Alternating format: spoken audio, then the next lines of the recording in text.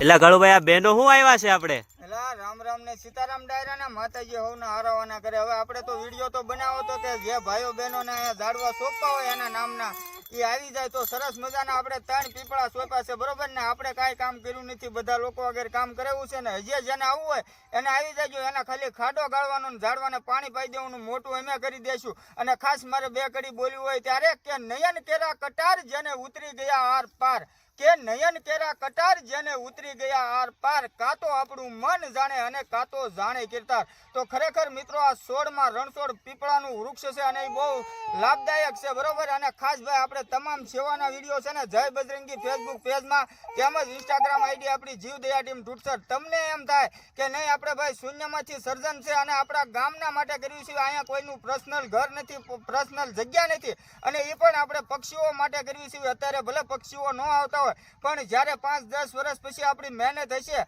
અને ઘણા બધા વૃક્ષો થાય મોટા ત્યારે અઢળક પક્ષી આવશે અને તમને આનંદ થશે બરોબર. અને તમારી આવનારી પેઢી પણ આ જગ્યા ઉપર કાંઈક સારું વાતાવરણ જોઈ શકશે. તમે જોઈ શકો કે કોરોનામાં કેટલી બધી ઓક્સિજનની જરૂર પડી હતી, તો અત્યારે અહીંયા આપણે વૃક્ષ મોટા કરીએ એટલે એવો સમય આવે કદાચ તો પણ આપણને સારું કાર્ય થઈ જાય. તો વધારેમાં વધારે વિડીયો શેર કરજો. બાકી રામ રામ ને સીતારામ ડાયરાન.